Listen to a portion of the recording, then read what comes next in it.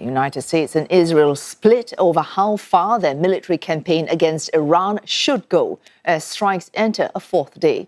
US President Donald Trump warns the operation against Tehran could stretch beyond a month.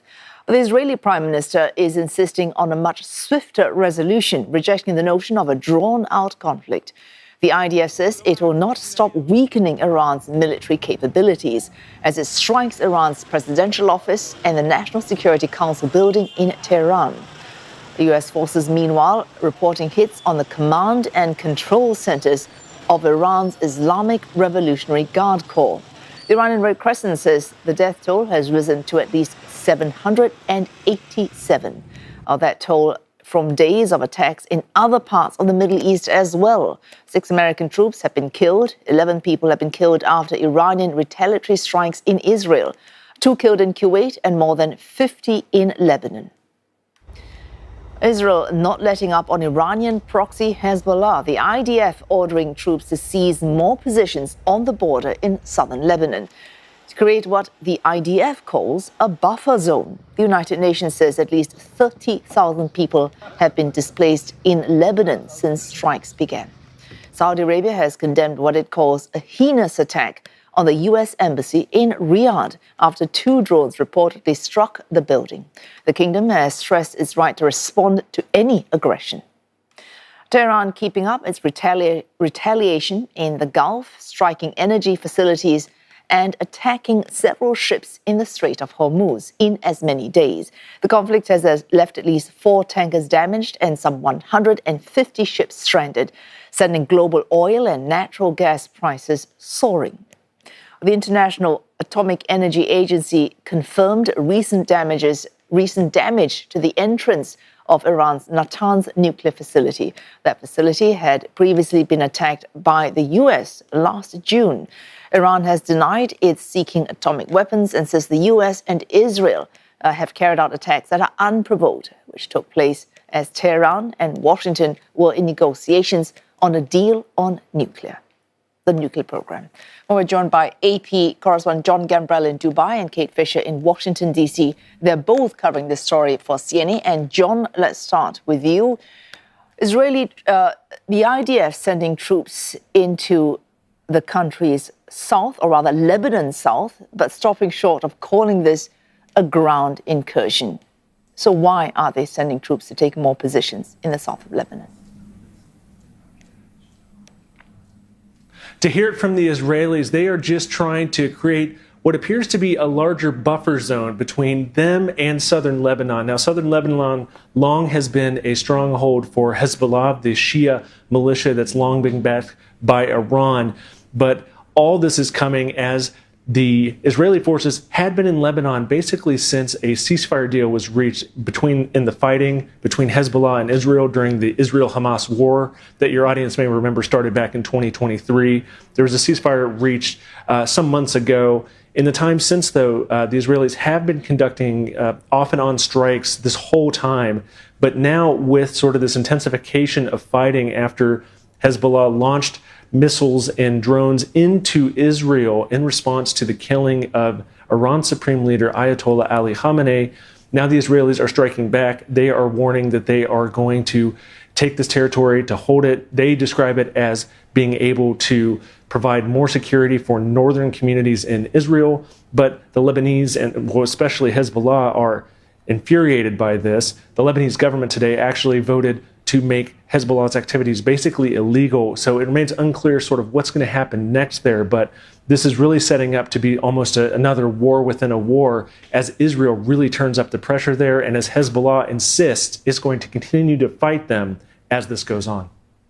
All right, Kate, we're hearing from Jon Gambrell that this war taking in more than just active combatants, so civilians now being drawn in, a drone strike on the U.S. Embassy in Riyadh. What's Washington doing to protect its diplomatic personnel and civilians on the ground in the region?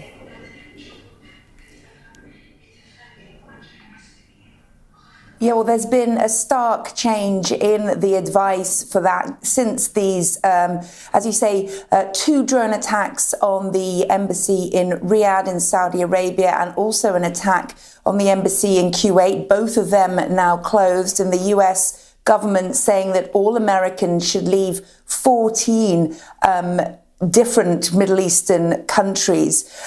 We've also had, the first incident of Iranian warplanes heading towards Qatar. They shut them down, and Qatar is one of the countries that is where Americans are being told to leave. Also Iran, obviously Israel, the UAE, Bahrain, Egypt and Jordan, because the US government says of serious safety risks. They've also told non-essential embassy staff and their families to leave several Middle Eastern countries, including Bahrain, Iraq, Jordan, Kuwait, Qatar and the UAE. So, this is really a change from when this military action began, when there was no such advice. I think perhaps the United States didn't realize just how widespread the Iranian response to these strikes would be. But certainly now the US government taking action and trying to ensure the safety of not just its military and embassy staff, but all American citizens in the region. And Jon, Gulf states able to withstand Iranian attacks largely because of interceptors. Does that supply, will they be able to keep up that supply as projectiles continue to rain in from Iran? This is really the most important math equation of this whole conflict for the Gulf Arab nations. Can their supply of interceptor missiles like Patriots and THAAD batteries, can they outlast the just sheer number of Iranian missiles, ballistic missiles, drones, and even fighter aircraft that have been engaged in this war?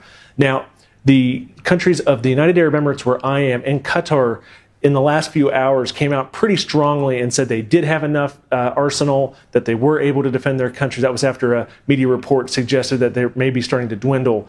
But it is, again, a math equation, and it's one that a lot of analysts and experts are really weighing as this fight goes on. Let's hear from one expert about how he thinks this might shake out. They still have plenty of arsenals available, so they procured several hundred, some of them up to 1,000 prior to the war beginning. So they're not at an immediate risk of running out. But of course, if the present intensity continues, these stocks will get smaller and smaller. And if that happens, these states will be forced to allocate their interceptor arsenals much more scarcely. So then they might have to prioritize specific targets that they want to protect. And again, this is just really that math equation. Will the arsenal that they have outlast the Iranian fire? It remains unclear what's going to happen first, which one will break first, or even if there's any off-ramp to this war, as everyone involved seems to consider that this conflict is going to go on. All right, Kate, that mathematics equation applies not just to Gulf states, but to Washington as well. Does the US have the arsenal it needs to keep up a sustained war with Iran?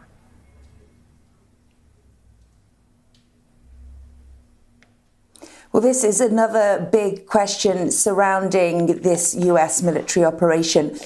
Some leaked reports from the Pentagon reported here last week suggested that the US only had enough military firepower to sustain this level of attack for around 10 days. But Donald Trump, the president, insisting that the US does have enough weapons in its stockpile to sustain a longer conflict. He has said most recently that this could last 4 to 5 weeks. There is still a question mark over whether that is, the plan or not.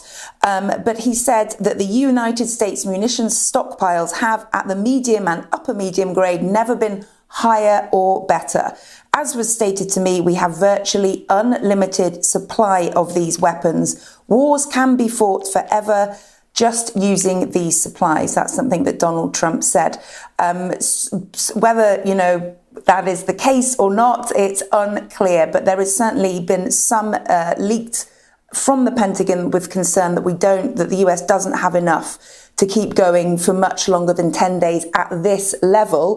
The Israelis, on the other hand, have said that they expect this to be a short, sharp military offensive. So, again, this just plays to the fact that there are so many, as Chuck Schumer said, the leader of the leading Democrat in the Senate said yesterday after a briefing from Secretary of State Marco Rubio, he said there are now more questions than answers after that briefing. And I think the level of munitions that the US has access to is another of those questions where there are so many mixed messages. It's hard to know. And it's also still not clear just how long this military operation is expected to last. So Kate Fisher there reporting for CNN from Washington, D.C., and AP correspondent Jon Gambrell from Dubai. Thank you.